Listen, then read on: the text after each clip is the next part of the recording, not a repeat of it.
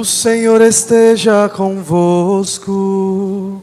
Ele está no meio de nós. Proclamação do Evangelho de Jesus Cristo, segundo Lucas.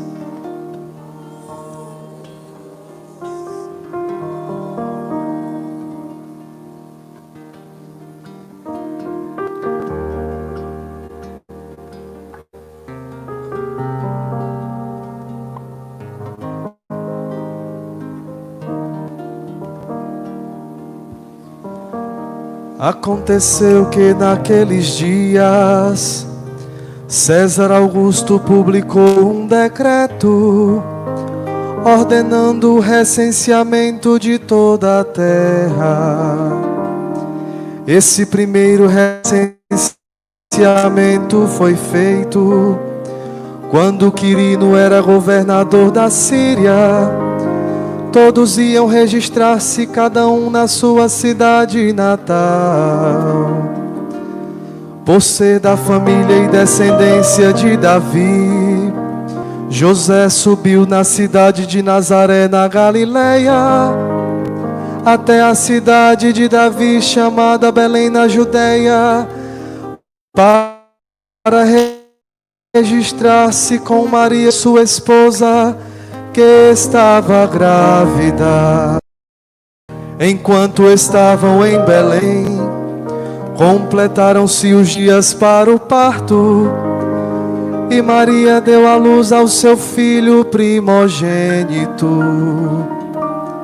Ela o enfaixou e o colocou na manjedoura, pois não havia lugar para eles na hospedaria. Pois não havia lugar para eles na hospedaria. Naquela região havia pastores que passavam a noite nos campos, tomando conta do seu rebanho. Um anjo do Senhor apareceu aos pastores, a glória do Senhor os envolveu em luz, e eles ficaram com muito medo. O anjo, porém, disse aos pastores: não tenhais medo.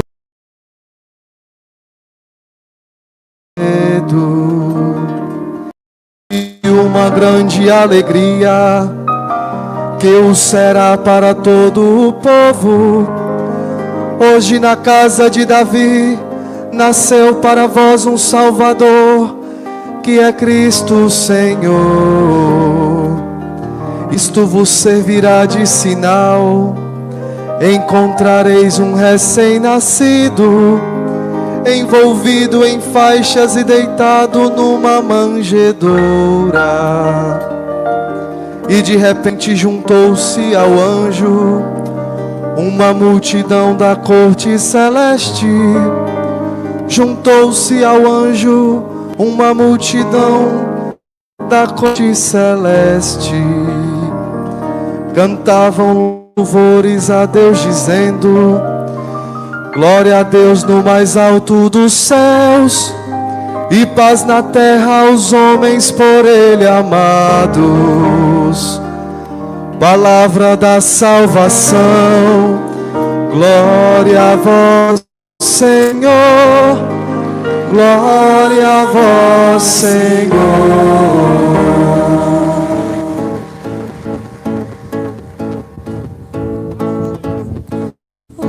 Hoje nasceu para nós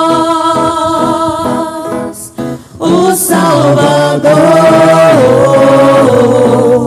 que é Cristo Senhor. Hoje nasceu para nós o Salvador,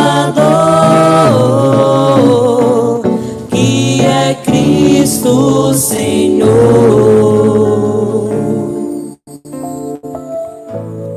Olha, meus irmãos e minhas irmãs amados, celebramos a noite santa, uma noite luminosa, onde o céu nos dá de presente a salvação que vem de Deus e pede a nossa humanidade. Acontece o intercâmbio de dons entre o céu e a terra, Deus que nos oferece a sua santidade e nós que oferecemos a Deus a nossa humanidade. Nesta noite, a liturgia desta noite fala-nos de um Deus que ama os homens e mulheres. Por isso não os deixa perdidos, não os deixa abandonados a percorrer caminhos de sofrimentos, caminhos de morte, mas envia um menino para lhes apresentar uma proposta de vida, uma proposta de liberdade, uma proposta de salvação. Este menino será luz para o povo que andava nas trevas. Na primeira leitura da profecia de Isaías, para descrever a situação de opressão, a situação de frustração, a situação de desespero, da falta de perspectiva, de confiança, em relação ao futuro em que a comunidade nacional estava mergulhada, o profeta fala de um povo que andava nas trevas, um povo que estava sem a luz e que habitava na sombra da morte. E para este povo, o profeta fala da esperança, fala de tempos vindouros, fala de um novo céu, de uma nova terra, de uma nova realidade. O panorama é sombrio e parece não haver saída, pois os reis de Judá já provaram-se incapazes de conduzir o seu povo em direção à felicidade, em direção à paz. Mas de repente aparece uma luz. Esta luz acende a esperança, provoca uma explosão de alegria. E para descrever esta alegria, o profeta utiliza duas imagens extremamente sugestivas. É como quando, no fim das colheitas, toda a gente dança feliz, celebrando a abundância dos alimentos, a fartura de uma safra que foi boa. É como quando, após a caçada, os caçadores dividem a presa abundante.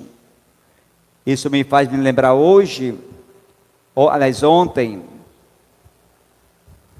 o pessoal que trabalha na limpeza pública desses carros recolheram alimentos, doações para eles, para suas famílias, seu Natal. Quando chegaram aqui na praça, eles estenderam tudo no chão. Aí eram uns 3 ou 4, eles começaram a distribuir, para um, para outro, era uma alegria aquela distribuição. Então, é uma fartura, a primeira leitura fala de uma fartura, de um tempo de fartura que gera uma alegria. Nos faz lembrar também do nordestino, quando começa a chover, aquela alegria do homem do campo, em ver a chuva caindo, os lagos enchendo, os açudes enchendo. É uma alegria. Então é mais ou menos nesta alegria que nós estamos falando, na alegria da salvação que vem de Deus, que gera um contentamento, que gera uma alegria. Mas por que essa alegria e essa felicidade? Porque o jugo da opressão que pesava sobre o povo foi quebrado. A paz deixou de ser uma miragem para se tornar uma realidade plausível, uma realidade concreta. No quadro que representa a vitória e a paz, nós vemos os símbolos da guerra, o pesado calçado dos guerreiros e as roupas ensanguentadas, a serem destruídos pelo fogo. Quem é que provocou a alegria do povo, derrotou a opressão, venceu a guerra, restaurou a paz?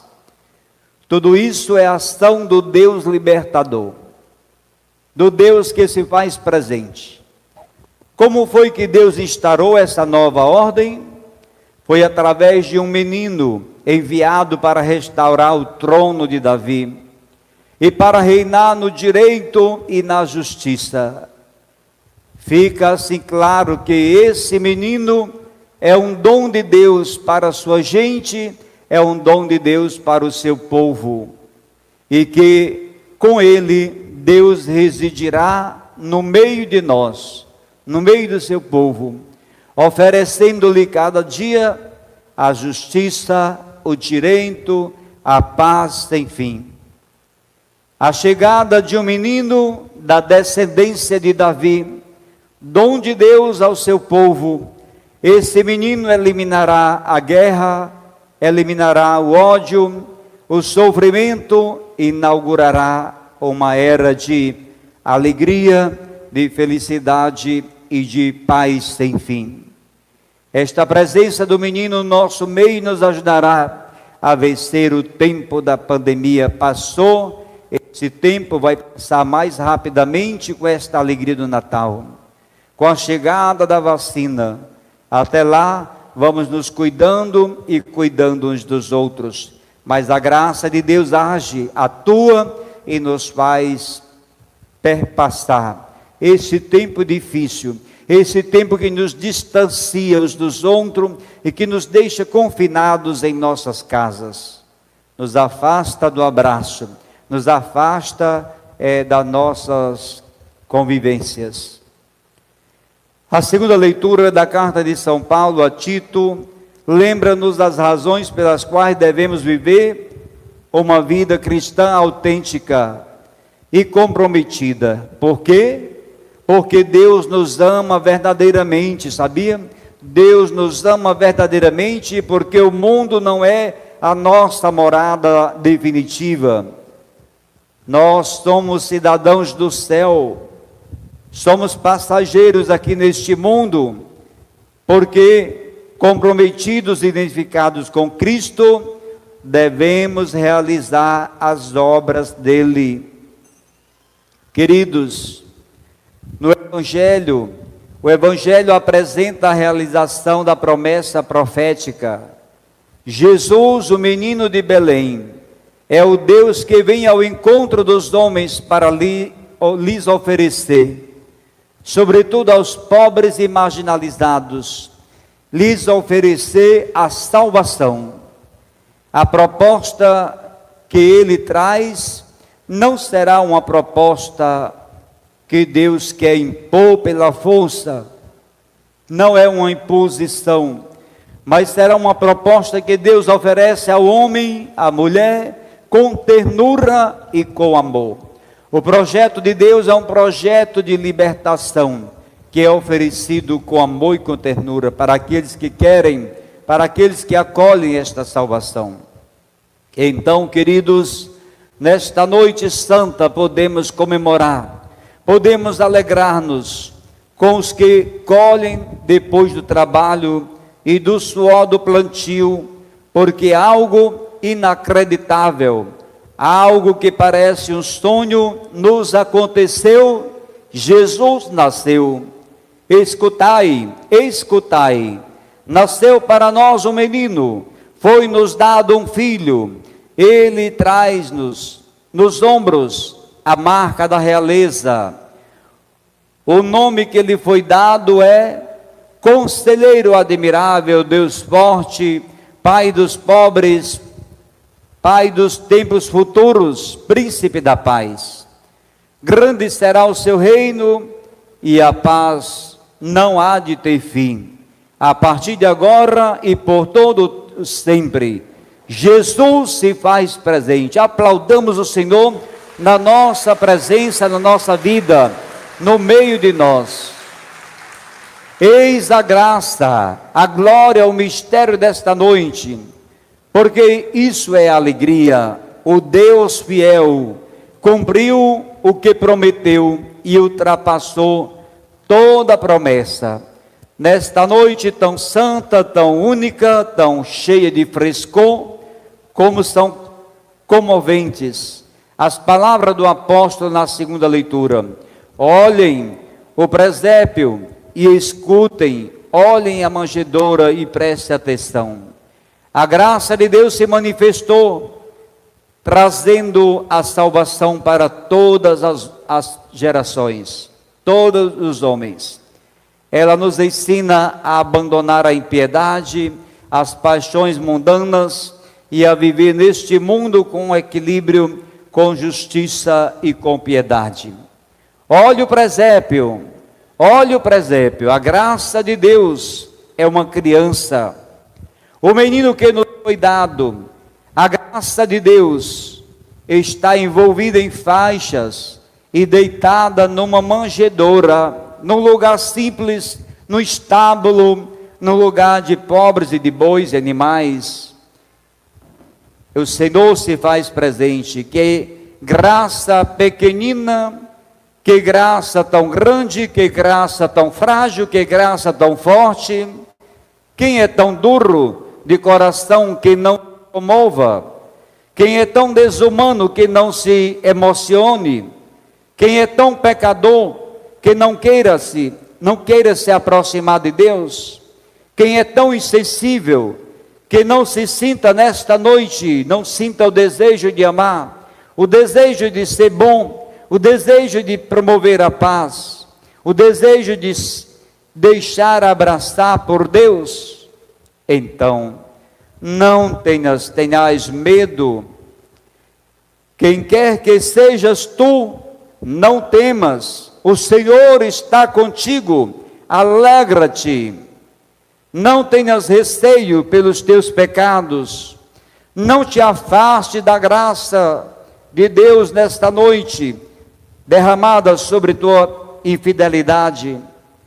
Compreende hoje que teu Deus vem a ti a paz, vem a ti o perdão, vem a ti a misericórdia, vem a ti a plenitude do teu coração e o sonho da tua vida.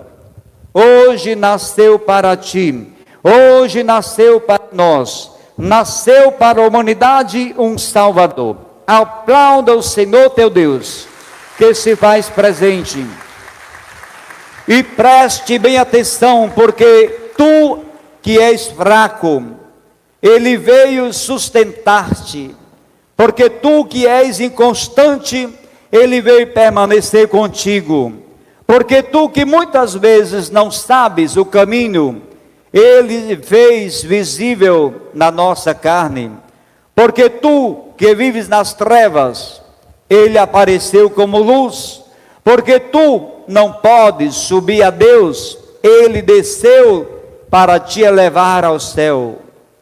Que amor tão grande, queridos, que caridade sem medida. Nesta noite a Virgem deu à luz o próprio Deus na nossa humanidade mortal. Por isso a alegria da igreja, a exultação. Abramos o nosso coração, abramos a nossa vida, nossos afetos, nossos sentimentos, nossos projetos para o mistério desta noite, a encarnação do Verbo. Estejamos atentos, queridos, porque aquele que vem como luz no meio da noite, vem pobre, vem humilde, vem pequenino, frágil, e somente poderá ser reconhecido se estivermos atentos aos seus sinais, atentos às coisas pequenas, atentos aos irmãos mais frágeis, atento ao que ao mundo parece à toa, sem valor, sem importância e sem poder. O menino somente pode ser encontrado e reconhecido pela Virgem Maria, pelo humilde José, pelos desprezados pastores, os soberbos, os prepotentes, os incrédulos, os esbanjadores, os orgulhosos, jamais receberão a graça desta noite, jamais contemplarão o Senhor, porque os seus corações não estão abertos, os seus corações estão fechados em projetos humanos, e vivem no orgulho, na prepotência e na autossuficiência, e não são capazes, os grandes não são capazes de perceber a singeleza, a fragilidade e a beleza, a ternura de uma criança que nasce. O mundo dilacera as crianças, o mundo aborta, o mundo existe um projeto da ONU de destruição de fetos. Herodes mandou matar as crianças de 0 até 2 anos. José e Maria foram defensores da vida de Jesus, fugiram com a criança. Parabéns todas as mães e pais que defendem a vida de seus nascituros, de seus filhos gerados em suas entranhas, que se sacrificam, que sofrem o abandono, o escárnio, mas que não aceitam abortar, que não aceitam matar, que não aceitam destruir, porque o compromisso é com Jesus, o autor da vida que nasceu e que nasce em cada coração. Louvado seja, irmãos, que o Senhor vos abençoe, nos oriente, nos dê a graça de viver esta noite cada vez mais santas, a partir de boas relações familiares, acolhendo uns aos outros. Louvado seja nosso Senhor Jesus Cristo.